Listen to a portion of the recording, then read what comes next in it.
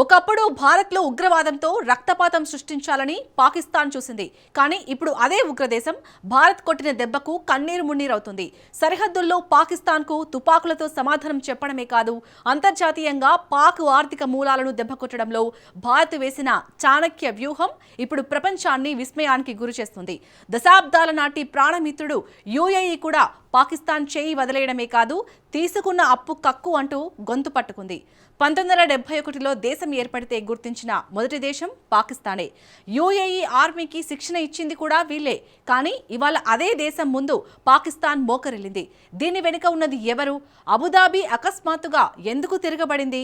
పాకిస్తాన్ పీకల మీద కత్తి పెట్టి మరీ రుణాన్ని ఎందుకు వసూలు చేసింది?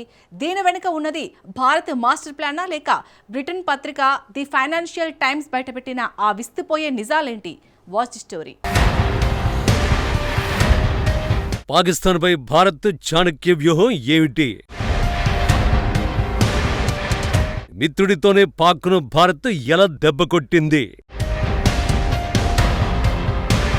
ద ఫైనాన్షియల్ టైమ్స్ చెప్పిన సీక్రెట్స్ ఏంటి? పాకిస్తాన్ ఎప్పుడు భారత్పై ఓ కన్నేసి ఉంచుతుంది. అవకాశం దొరికిన ప్రతిసారి ఉగ్రవాదాన్ని ఉసిగొల్పుతుంది, లేదంటే సరిహద్దుల సైన్యంతో కవ్వింపులకు పాల్పడుతుంది. దశాబ్దాలుగా పాకిస్తాన్ చేస్తున్న ఉగ్ర ప్రక్రియ ఇదే. ఎన్నిసార్లు యుద్ధానికి దిగిన భారత్ చేతిలో చావు దెబ్బ తినడం మినహా పాకిస్తాన్ కు మిగిలిందేమీ లేదు. అందుకే భారత్ను దెబ్బకొట్టేందుకు ఉగ్రదాడుల్ని పాకిస్తాన్ ఎంచుకుంది. ఇన్నాళ్లు పాకిస్తాన్ ఉగ్రదాడి చేసిన ప్రతిసారి కన్నీళ్లు పెట్టుకోవడం, నిస్సహాయంగా చూడడం మినహా ఏమీ చేయలేకపోయింది. కానీ ఇప్పుడు మోడీ సర్కార్ రాకతో ఉగ్రవాదంపై పరిస్థితి మారిపోయింది. సరిహద్దులో ఉగ్రవాదులతో దాడులు చేయిస్తే ఎదురు దాడులు తప్పవని భారత్ చేసి చూపించింది. అయినా పాకిస్తాన్ మాత్రం తన బుద్ధిని మార్చుకోవడం లేదు. అందుకే పాక్ పై భారత్ కూడా ప్లాన్ మార్చేసింది. ఉగ్రవాద శిబిరాలపై దాడులు చేస్తే సరిపోదని భావించింది. ఆ దేశ ఆర్థిక మూలాలపై దెబ్బ కొట్టేందుకు కొత్త ప్రణాళికల్ని సిద్ధం చేసుకుంది. అవకాశం దొరికిన ప్రతిసారి ఉగ్రవాదాన్ని పాక్ ఎలా ఉసిగొల్పిందో భారత్ కూడా ఇప్పుడు అదే తరహాలో దాడి చేస్తోంది. అయితే పాకిస్తాన్ ఉగ్రవాదాన్ని పెంచి పోషించాలన్నా, ప్రభుత్వాన్ని నడపాలన్నా విదేశీ సాయం అవసరం. ఈ విదేశీ సాయం ఇస్లామాబాద్ కు అందకుండా భారత్ తీవ్రంగా యత్నిస్తోంది. ఈ క్రమంలోనే ఇటీవల భారత్ విజయం సాధించింది. దాని కారణంగానే పాక్ ఇప్పుడు కన్నీరు మున్నీరవుతోంది. అసలు భారత్ ఎలాంటి విజయం సాధించింది?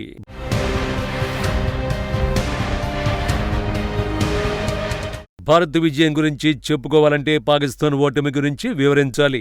ఇటీవల $150 కోట్ల రుణాన్ని తక్షణమే చెల్లించాలని పాకిస్తాన్ ను యుఏఈ డిమాండ్ చేసింది.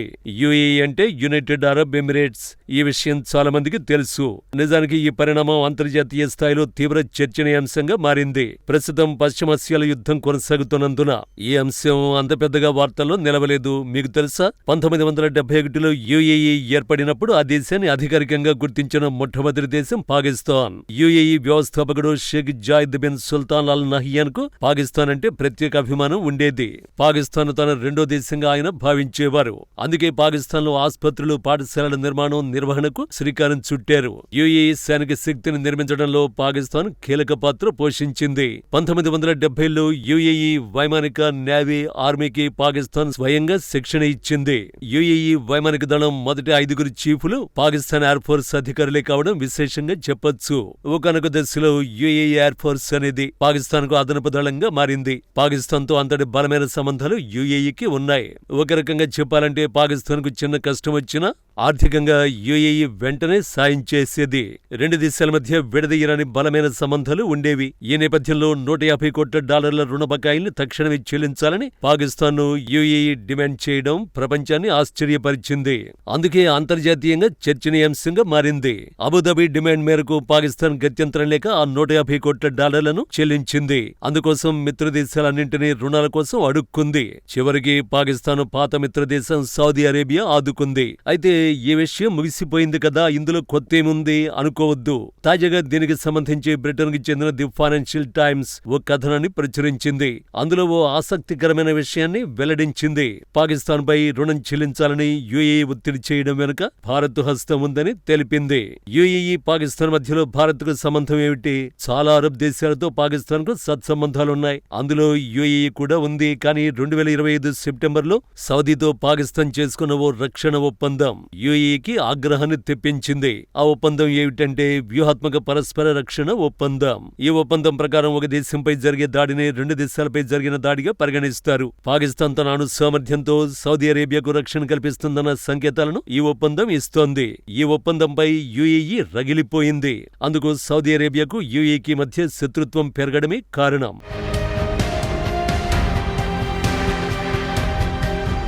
పాకిస్తాన్ దివాలా తీస్తున్న ప్రతిసారి యుఏఈ ఆదుకుంటోంది. తమను కాదని సౌదీ అరేబియాతో రక్షణ ఒప్పందం చేసుకోవడం యుఏఈకి మింగుడు పడలేదు. ఒకవేళ సౌదీ అరేబియాపై తాము దాడి చేస్తే ఆ యుద్ధంలోకి పాకిస్తాన్ కూడా ఎంటర్ అవుతుందన్నమాట. ఈ ఒప్పందంతో పాకిస్తాన్ కు యుఏఈ దూరమైంది. శత్రువుకు శత్రువు ఆటోమేటిక్ గా మిత్రుడవుతాడు. పాకిస్తాన్ కొట్టిన దెబ్బకు యుఏఈ ప్రతీకారానికి సిద్ధమైంది. పాకిస్తాన్ శత్రువు భారత్. కాబట్టి పాకిస్తాన్ దెబ్బ కొట్టాలంటే భారత్ తో సంబంధాలను బలోపేతం చేసుకోవాలి. యుఏఈ అదే పని చేసింది. 2026 జనవరిలో అత్యవసరంగా యుఏఈ అధ్యక్షుడు Sheikh Mohamed bin Zayed Al Nahyan ఢిల్లీకి వచ్చారు. ఇదేదో ముందే షెడ్యూల్ చేసుకున్న పర్యటన ఏమాత్రం కాదు. అనుకోకుండా అప్పటికప్పుడు నహ్యాన్ భారత్కు వచ్చారు. ఇది చర్చనీయాంశంగా మారింది. ఈ పర్యటనే పాకిస్తాన్ విషయంలో యుఏఈ అనుసరిస్తున్న వైఖరి పూర్తిగా మారిపోయింది.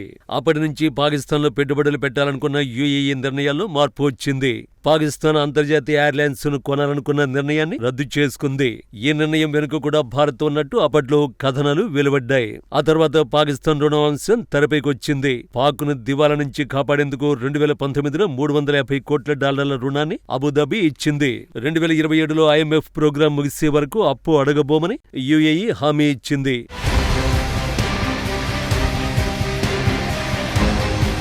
కానీ యుఏఈ ఈ నిర్ణయాన్ని కూడా మార్చుకుంది. భారత్ సూచన మేరకే పాకిస్తాన్పై రుణం చెల్లించాలని యుఏఈ ఒత్తిడి తెచ్చినట్టు ద ఫైనాన్షియల్ టైమ్స్ వెల్లడించింది. దీనికి తోడు యుద్ధానికి పాకిస్తాన్ మధ్యవర్తిత్వం వహించడం కూడా యుఏఈకి చికాకు తెప్పించింది. ఎందుకంటే గల్ఫ్ దేశాలు ఇరాన్ విషయంలో చాలా స్పష్టమైన వైఖరితో ఉన్నాయి. పాకిస్తాన్ వ్యూహాత్మక వైఖరిపై నమ్మకాన్ని కోల్పోయిన యుఏఈ భారత్తో సంబంధాలను మరింత బలోపేతం చేసుకుంటోంది. మరోవైపు రుణ బకాయిలు తక్షణమే చెల్లించాలని యుఏఈ ఒత్తిడి చేయడాన్ని పాకిస్తాన్ కాపాడుకునే ప్రయత్నం చేసింది. ఇది కేవలం సాధారణ ఆర్థిక లావాదేవీగానే ప్రకటించింది. కానీ తెర వెనుక మాత్రం ఇస్లామాబాద్ తీవ్ర ఆందోళనకు గురైనట్టు సమాచారం. దాదాపు పాకిస్తాన్ తో యుఏఈ సంబంధాలు తెంచుకునే స్థాయికి వెళ్లింది. అయితే యుఏఈతో దూరం పెరగడం వల్ల పాకిస్తాన్ ఇప్పుడు పూర్తిగా సౌదీ అరేబియాపై ఆధారపడాల్సిన పరిస్థితి ఏర్పడింది. ప్రస్తుతం పాకిస్తాన్ సెంట్రల్ బ్యాంక్ నిల్వలలో దాదాపు సగం వాటా సౌదీ అరేబియా నుంచి వచ్చిన ఆర్థిక సాయమే కావడం గమనార్హం. భారత్ తో యుఏఈకి పెరుగుతున్న బంధం పాకిస్తాన్ ఊగిసలాట ధోరణి వెరసి